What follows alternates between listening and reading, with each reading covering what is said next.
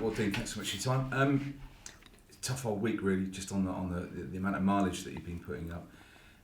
You were taking a lot out of it.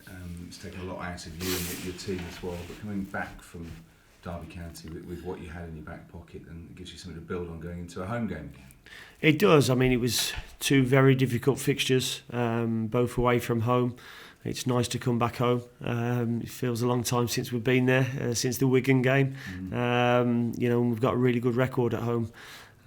But real two tough away fixtures, which we knew they would be. We gave Newcastle a helping hand. We didn't want to do that against Derby, and we didn't, and it was a very good, solid performance. And we created better chances in the game, and we're unfortunate not to come away with the 3 points, because we should have had a penalty and a red card for their player as well. Yeah, it's frustrating when that happens. You just got to get on with it, I suppose. Yeah, no, you can't change it. It's one of them things. You move on.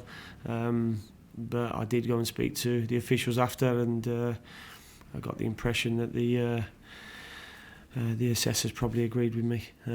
But it is one of them things that happens, and you have to move on, and we'll do that. It will even itself out throughout the season, I'm sure. But it was pleasing that we put a good defensive performance in. After the Newcastle game, we let in goals that were uncharacteristic of us, and that was disappointing. So to bounce back in what I believe, Derby have got some really good players in their team, and they won the game 1-0 the previous game. They were unbeaten for the previous two under Chris as well. So it was a tough game to go into, and Steve's gone in there, and they've got a lift, but we certainly dampened that. And it's, I suppose, an example of where the Championship is, that you're taking on a Champions League winning manager, a former international England manager, in the space of 4 days. That's where the Championship is now. It is, and also playing in front of 77,000 people over 4 days. There's a lot of people who've come to watch Brentford in the last week, and as I say, it's been a test of our credentials. We slipped up a little bit at Newcastle, but showed what we're about on Tuesday night, and we need to do that again now for Barnsley. They started the season really bright, have probably hit a bit of a poor run of results at the moment, but had a right go at Newcastle on Tuesday night themselves, and lost 2-0. So we know that they'll come and give a good account of themselves, and we have to be at our best. And as you say, the onus is going to be on Brentford to attack, because back at home there'll be an expectation of that. Derby's a different approach, but this is a different type of game that you will take against a different team. Barnsley like to play football. Yeah, they do. I saw a lot of them last season. Heck done an unbelievable job in doing a double last season, getting promoted and winning the Football League trophy as well. And he'll have his team ready for this game. They'll be disciplined, they'll be organised, but they'll have an attacking threat on both flanks and two forwards as well. So we've got to be at our defensive best, which we have been at home all season, but also be a threat at the other end as well. Do you expect it to be that sort of game? Because obviously the Wigan game, last one at home, was a very different sort of challenge. That we're going to set themselves up to make themselves very difficult to beat. Do you expect a slightly more open encounter? Yeah, I think Barnsley will come to win the game. I don't think it's in their nature to sit back. They've played two forwards for most of the season. I'd be surprised if they change that.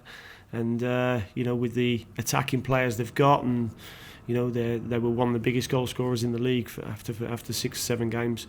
They'll come for us, that's for sure. And we have to be at our defensive best, but also make sure we're still a threat at the other end. On the team news front, obviously, your selection headaches, they're improving all the time. Yeah, obviously Harley missed a game on Tuesday night, so we've got to make a decision whether to bring him back or stay with the 4 who played on Tuesday night. Lasser will probably miss Saturday night, but might be ready for the QPR game, which will be great news for us.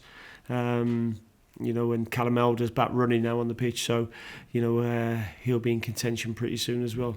So Alan McCormack's got he just felt his groin again, which has been a recurrent theme over the last few months for him, and he felt that after the Newcastle game, so we're just waiting on the results of a scan on that. Competition for those places in the defensive lineup, though, is, I mean, as a coach, is it nice to keep a solid line, or is it good to have those options, depending sometimes on the opposition? It's always great to have options.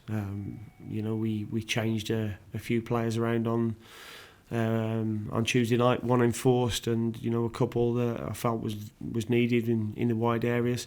And Sol and Sam came in and done really good jobs for us. And you need that strength in depth to be able to rotate a few of them, especially when you've got 3 games in a week and 2 as tough as, well, all of them as tough as each other.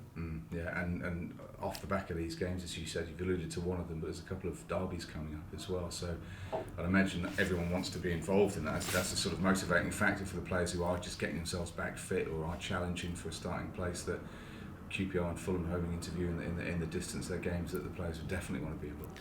Yeah, but the impression I get from the players and the professionalism is they all want to be involved on Saturday against Barnsley.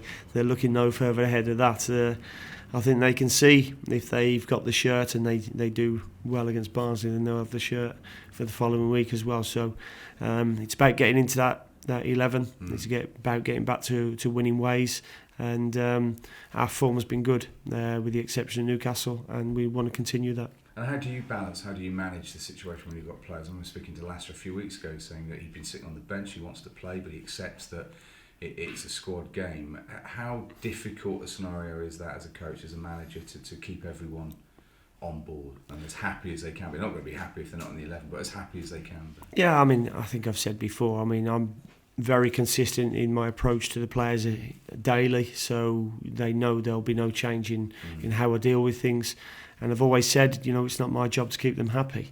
It's their job to make me happy and get in my team. So I'll pick a team that I believe is the best team, and I always say I pick it for the right reasons. I might be wrong sometimes, but in my head they're the right reasons. And it's up to the players to prove to me that they're good enough to be in there. And finally, in regards to Barnsley, it's maybe a less savoury issue, but there was some disruption with backroom staff in the last few weeks. Does that have an effect on the squad?